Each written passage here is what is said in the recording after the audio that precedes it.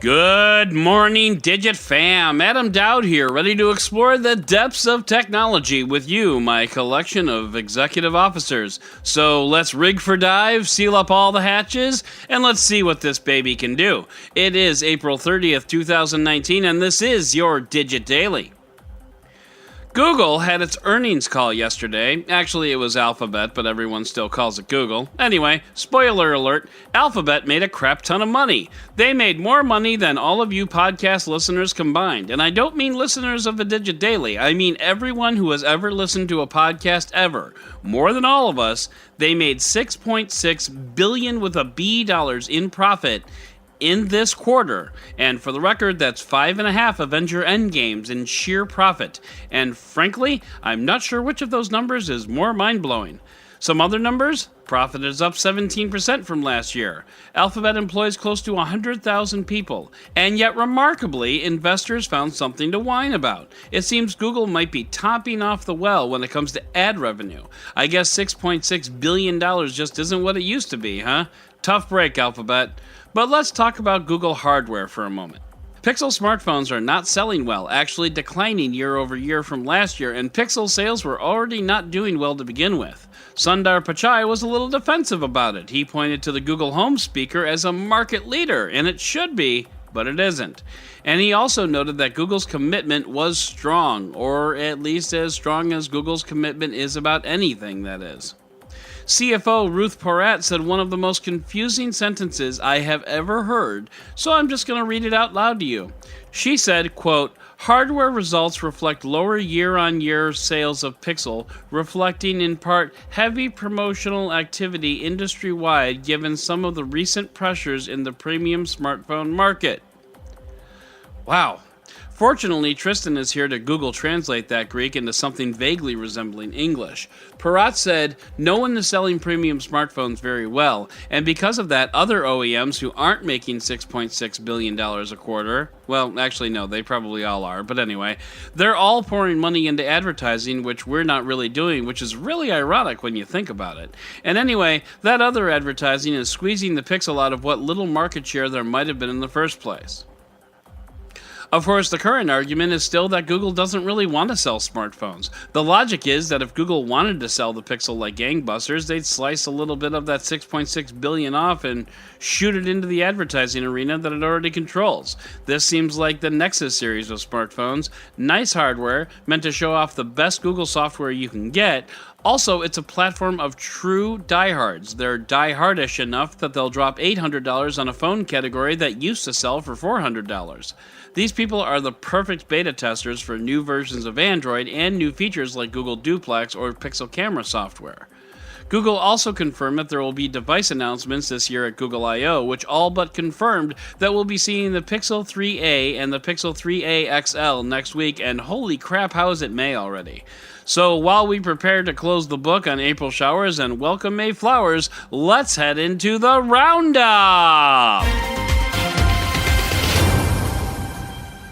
Android authorities Hadley Simons spent a week using a $17 feature phone as a daily driver. His conclusion? It wasn't completely terrible, which is an admittedly low bar to be sure.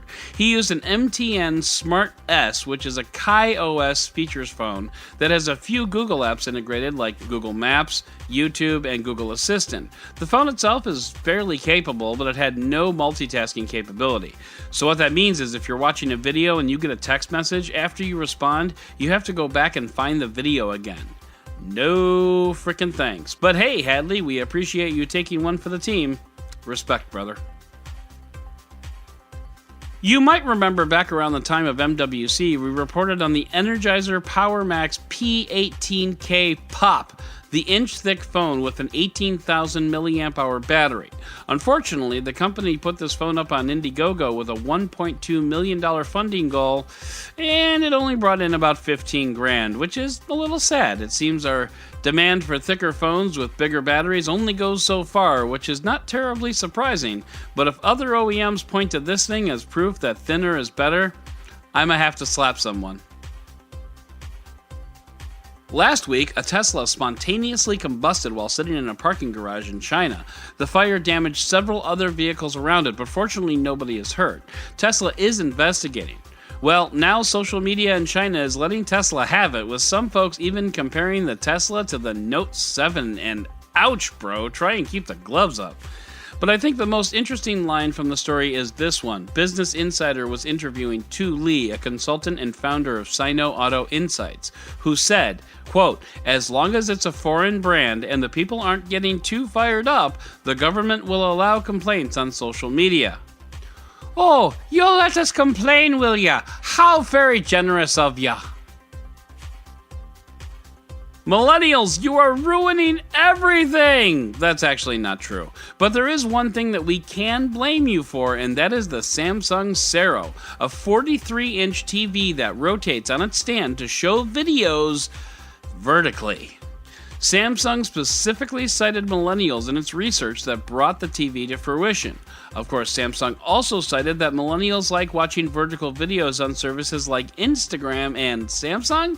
Instagram videos are square, stories are vertical, which I guess just goes to show how good Samsung's market research department is. So let's be clear about something here. Vertical videos are a blight on our society, and I've linked a video in the show notes that explains why they are wrong and must be destroyed.